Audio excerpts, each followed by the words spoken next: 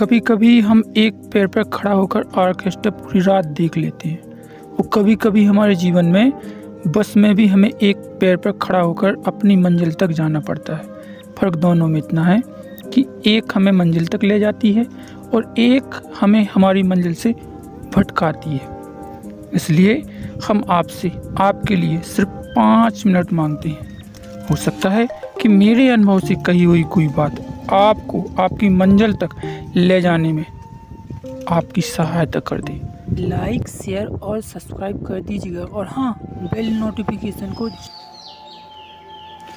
सबसे पहले मैं धन्यवाद करना चाहता हूँ पटना से हमारे साधक राजीव रंजन जी का, जिन्होंने हमारे पास अपने क्यूट से अनुभव शेयर किए और साथ ही उन्होंने उनसे क्या गलती हुई वो भी बताया और साथ में ये भी बताया कि गुरुजी महाराज जी हमारे पास अप्सरा आई थी और वो नाराज़ होकर चली गई। साथ में कह के चली गई कि उनने एक जो बिगेस्ट गलती की है उसकी वजह से वो नाराज़ है, वो चली गई। एक्चुअल में उन्होंने 41 दिन की घोर जंगल में जाके साधनाएं की थी। उन्होंने सारे अपने अनुभव शेयर किए और साथ ही गलती भी शेयर की, जिसकी वजह से बहुत पछता रहे हैं। हम भी आपको बताएंगे उन्होंने क्या गलती की और वो गलती करने का नतीजा क्या हुआ, उनकी साधनाएं क्या आगे सफल होंगी कि नहीं होंगी, वो हम बाद में बताएंगे कि उनकी गलती क्या थी, उन्होंने कौन सी गलती की जिसकी वजह से अप्सरा उससे नाराज होकर चली गई।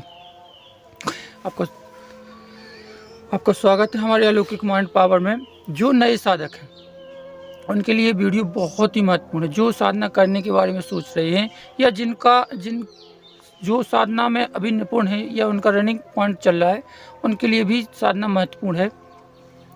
कृपया वीडियो को पूरा वॉच कीजिए और हो सके तो लाइक जरूर कर दीजिएगा। कमेंट और सब्सक्राइब आपकी मर्जी, अगर वीडियो अच्छा लगे तो। सबसे पहले हम जानते हैं अप्सरा होती कौन है। अप्सरा एक नर्तकी होती हैं, नाच करने वाली, जो कि देवताओं को खुश करने के लिए नाचती हैं। सबसे पहले हमें जानना है कि अप्सरा हमसे क्या चाहती है। पहले नंबर, कोई भी अप्सरा हो दुनिया की, जैसे आप कलयुग की अप्सराओं को देखते हो, कोई भी अप्सरा के पीछे, कलयुग वाली अप्सरा के पीछे जब भागते हो तो उस कलयुग वाली अप्सरा के मन में कुछ ना कुछ आपके लिए चलता है ना, आकर्षित ही नहीं होगी आपकी साइड। या तो आपके पास पैसा होना चाहिए, अच्छा टैलेंट होना चाहिए, पढ़े लिखे होना चाहिए, या फिर मतलब कुछ ऐसा होना चाहिए कि वो कलयुग की अप्सरा आपके पास आने के बाद पूरी ज़िंदगी आपके साथ गुड फील करे कि पूरी ज़िंदगी हमें कोई दिक्कत नहीं होगी।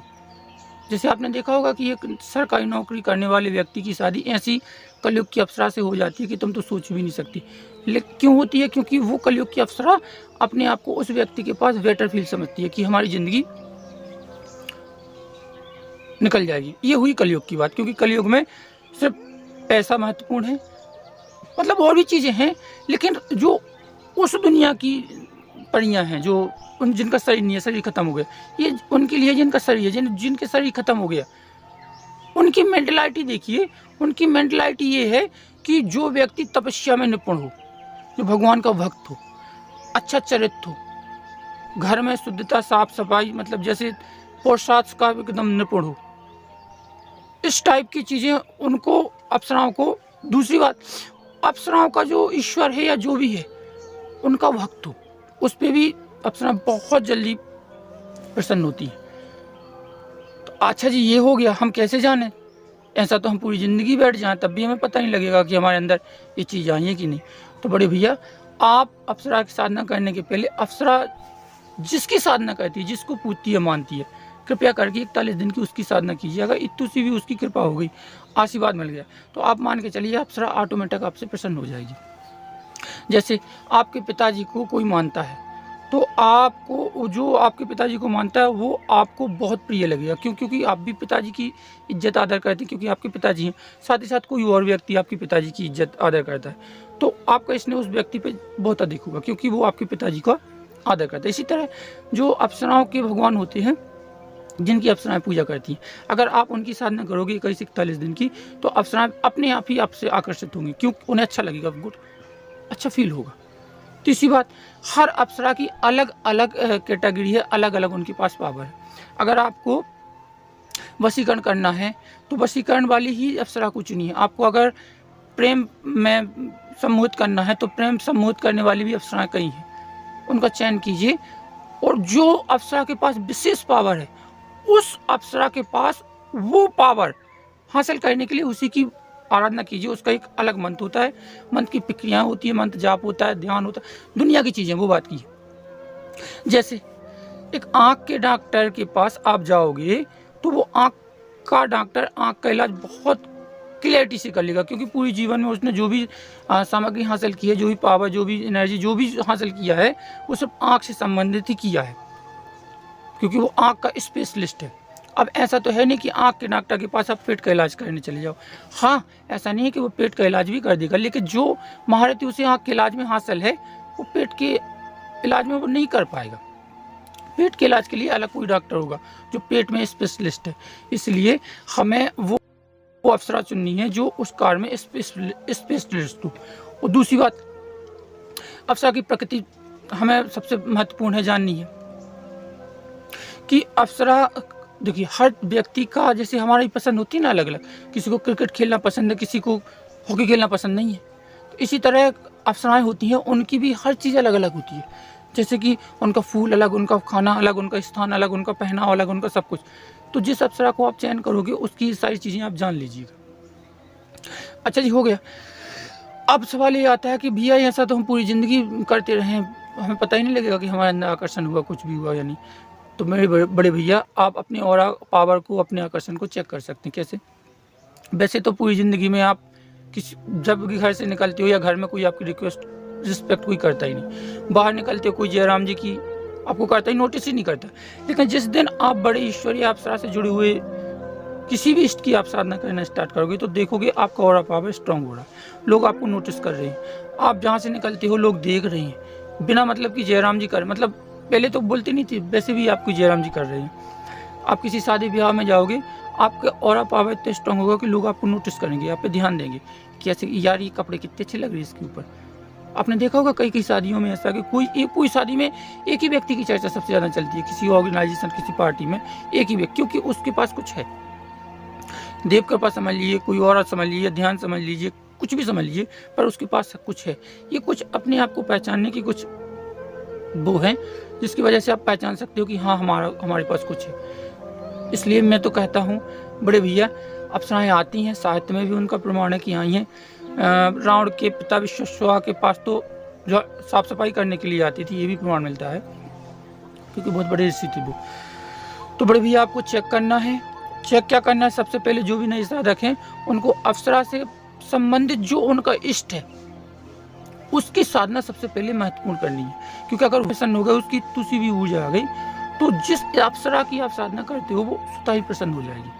दूसरा देखना उसकी प्रकृति, उस मतलब क्या पसंद। जैसे नॉर्मल हमें गांजा पसंद है, समझे ना, तो हम जिसके ऊपर कृपा करें, जिसके ऊपर हम वहीं जाना पसंद करेंगे जो गांजा पीता हो, क्योंकि हमें पता है कि अगर हम इसके पास जाएंगे तो गांजा भी मिल जाएगा। इससे हमारी ललक और बढ़ेगी कि भाई उसके पास जाएंगे, गांजा पिएंगे, क्योंकि हम गांजा पीते हैं। इसी तरह एक कोई साधु है, वो दारू नहीं पीता, वो कभी पिया ही नहीं, और तुम उसे दारू पिलाने बुलाओ, दारू रख दो कि प्रभु आओ ये दारू है आपके लिए, आप दारू पियोगे, वो आएगा ही नहीं साधु। क्यों? क्योंकि उसे पता है कि हम जाएंगे ये दारू देगा, समझे ना।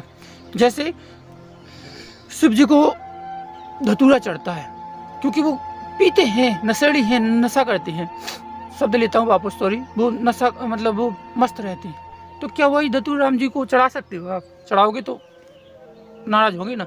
इसी तरीका से जो अप्सरा है उनकी पूरी क्राइटेरिया समझिएगा, निकालिएगा, अपने आप को चेक कीजिएगा, क्या आपके पास पुरुषार्थ है, क्या आपके पास तपस्या है, क्या आपके पास बल है, क्या आपके पास शुद्धता है, क्या आपके परिवार में मतलब उस टाइप का परिवार है।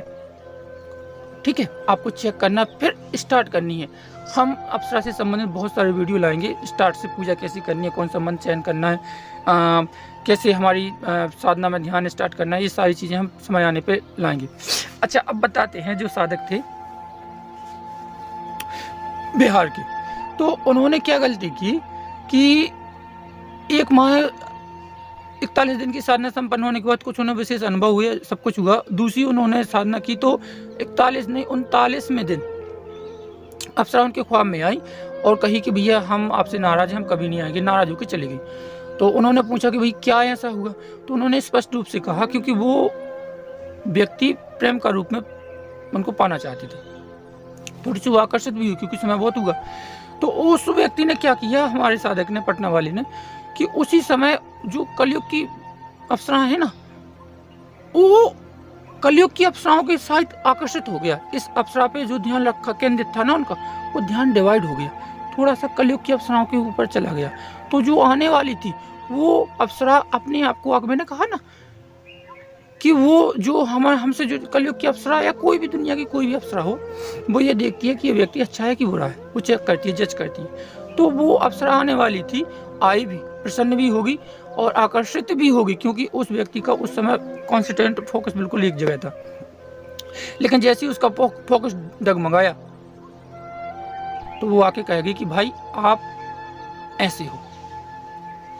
इसलिए मैं तो कहता हूँ कि अगर कोई भी साधक प्रेम का रूप में चयन करता है तो कृपया उसी पर निर्भर रहें, अपना दिमाग या लक्ष्य ना भटकाएं।